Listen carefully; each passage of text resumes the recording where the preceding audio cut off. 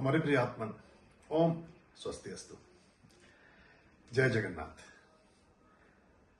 भगवान जगन्नाथ की रथ यात्रा के बारे में आपके कुछ प्रश्न हमारे पास पहुंचे थे। तो ये एक तो विश्व की सबसे बड़ी रथ यात्रा है और सर्वाधिक प्राचीन रथ यात्रा है। दुनिया की जितनी प्राचीनतम कोई यात्राएं हो सकती हैं रिलीजियस वैल्यूज की, धार्मिक संदर्भों में, उनमें सर्वोच्च है और सबसे पुरानी परंपरा को लिए हुए है। ऐसा उल्लेख मिलता है कि लगभग 2500 वर्षों से इस रथ यात्रा को निकाला जाता रहा है। 2000 वर्ष पूर्व जीसस क्राइस्ट के इस यात्रा में शामिल होने के उल्लेख मिलते हैं, जिस पर वो मस्तक पर श्वेत चंदन लगा करके इस रथ यात्रा में शामिल होते हैं। 4th सेंचुरी में चीनी यात्री फाहियान जब भारत पहुंचता है तो चीन पहुंचकर वापस जब अपने संस्मरणों में भारत की सभ्यता, संस्कृति, इतिहास और भारत की विविधता का जिक्र करता है तो उसमें बहुत सारे हमारे जो ऐतिहासिक संदर्भ हैं और बहुत सारी जो हमारी विरासत है, भव्य और दिव्य विरासत है, उसमें वो पुरी में जगन्नाथ मंदिर से निकलने वाली रथ यात्रा का भी उल्लेख करता है और उसकी भव्यता और दिव्यता के बारे में बताता है। और उस समय के कुछ संदर्भों में यह भी मिलता है कि जो रथ था वो स्वर्ण का बना हुआ रथ था। अभी इतिहास के संदर्भों में वो चीजें कहां विलुप्त हो गई कह नहीं सकते, लेकिन पूरा रथ कई कुंटल सोने से बना हुआ रथ और चांदी से बने हुए उसके जो आगे के बम होते हैं उसका उल्लेख हमें ऐतिहासिक संदर्भों में प्राप्त होता है। तो ये रथ यात्रा आषाढ़ मास के शुक्ल पक्ष की द्वितीया तिथि से प्रारंभ होती है, जो इस वर्ष 7 जुलाई 2024 से प्रारंभ होगी यात्रा। और ये यात्रा विविध मार्गों से होती हुई ये फिर जो गुड़िंचा बारी मंदिर है पुरी में, वहां जाकर के संपन्न होती है। और इस रथ यात्रा में प्रतीक स्वरूप भगवान विष्णु हैं, स्वयं वो विराजित हैं। और भगवान विष्णु का जो विग्रह है, कि पूरे विश्व में ऐसा विग्रह है जिसको जीवंत विग्रह कहा जाता है। मतलब इस पर बहुत सारे ऐतिहासिक शोध और संदर्भ आज सामने आते हैं, जिसमें कहते हैं कि उनके हृदय की धड़कन भी, बहुत सारे डॉक्टर्स ने उस पर रिसर्च किया है, वो सुनी जा सकती है। और वो किस तरह से प्रत्यारोपित किया गया था उसका एक अलग इतिहास है। तो वो होते हैं भाई बलभद्र और बहन सुभद्रा।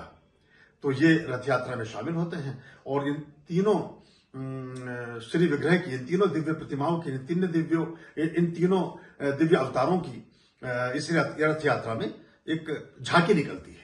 और उस रथ यात्रा को ले जाने के लिए, उस रथ यात्रा में शामिल होने के लिए, उसमें अपना हाथ लगा देने के लिए, उस पुण्य और पवित्र अवसर पर अपनी सहभागिता को प्रकट करने के लिए देश और विदेशों से लाखों श्रद्धालु इस अवसर पर उड़ीसा पहुंचते हैं और पुरी में इस महा उत्सव में, इस महा आयोजन में अपनी सहभागिता करके परमात्मा के प्रसाद का दर्शन करते हैं और परमात्मा के प्रसाद को ग्रहण करते हैं और उनकी कृपा और आशीर्वाद से अभिभूत होते हैं।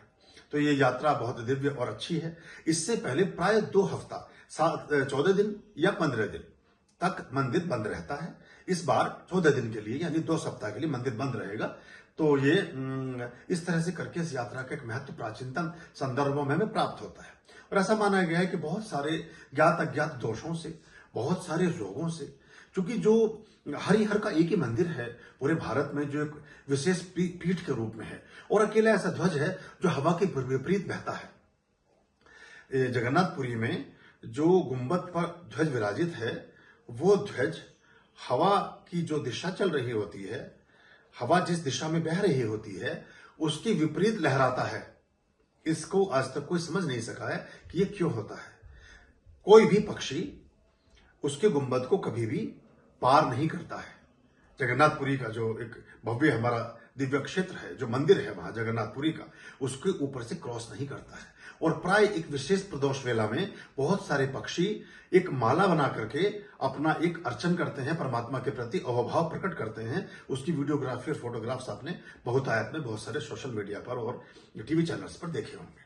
वो भी चीजें, ये सब अनसुलझे रहस्य हैं जो आज भी लोगों के लिए अबूझ पहेली बने हुए हैं कि ये सारी चीजें कैसे होती हैं।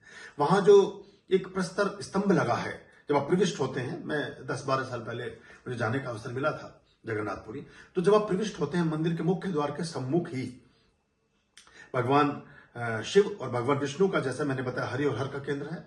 वहां एक स्तंभ है, उस स्तंभ को अपनी बाजुओं के, अपने हाथों की दीर्घा में लेने का एक प्राचीन परंपरा रही है कि उसकी कोली अगर भर करके आपकी उंगलियां मिल जाती हैं तो ऐसा माना जाता है कि आप सदा सर्वदा के लिए बहुत सारे रोगों से मुक्त हो जाते हैं। और वो हजारों सालों से वह स्तंभ खड़ा है। जैसे दो संदर्भ मैंने आपको बताए, जो 2000 वर्ष, 2100 वर्ष से लेकर के और 1600 वर्ष, 1700 वर्ष तक के रेफरेंसेस हमारे पास हिस्टोरिकल फैक्ट के रूप में मिलते हैं। और दुनिया के बहुत सारे बड़े बड़े लोग और बड़े बड़े नामचीन व्यक्ति इस रथ यात्रा में अलग अलग अवसरों पर सम्मिलित और शामिल होते रहे हैं। तो भगवान जगन्नाथ जी की इस यात्रा के समय बहुत सारे जन जो अपने घरों पर विराजित हैं, अलग अलग क्षेत्रों में हैं, इस रथ यात्रा में नहीं जा सकते हैं, उसमें शामिल नहीं हो सकते हैं। तो ऐसे अवसरों पर जो हमारा गोवंश है, गाय के परिवार के सदस्य हैं, बछड़ा है, गाय है, बैल है, सांड है, जो बहुत कई पूरी फैमिली में अलग अलग रूप प्रारूप में हमें वो प्राप्त होते हैं, मिलते हैं। उनकी सेवा करने से भी एक लाभ प्राप्त होता है। घर पर विष्णु सहस्त्र नाम का पाठ करने से विशेष लाभ अर्जित होता है। लक्ष्मी नारायण हृदय स्तोत्र और लक्ष्मी हृदय स्तोत्र, इनको भी क्रमबद्ध ढंग से करने से लाभ प्राप्त होता है। सुदर्शन कवच करने से बहुत सारे रोगों से आप मुक्त रहते हैं। नारायण कवच करने से आपके जीवन में विपुल संपत्ति की प्राप्ति होती है। तो ये बहुत सारी ऐसी चीजें, श्री सूक्त का पाठ करने से, पुरुष सूक्त का पाठ करने से आप अपने जीवन के बहुत से अनिष्टों से बचे रह सकते हैं। आपके जीवन में भगवान श्री जगन्नाथ जी की कृपा विद्यमान हो। आपके जीवन में जो मातृसत्ता के रूप में सुभद्रा विराजित हैं, उनका आशीर्वाद प्रतिफलित हो।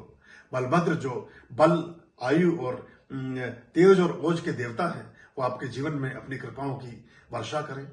बहुत शुभकामनाएं, बहुत आशीर्वाद। ओम नमः शिवाय।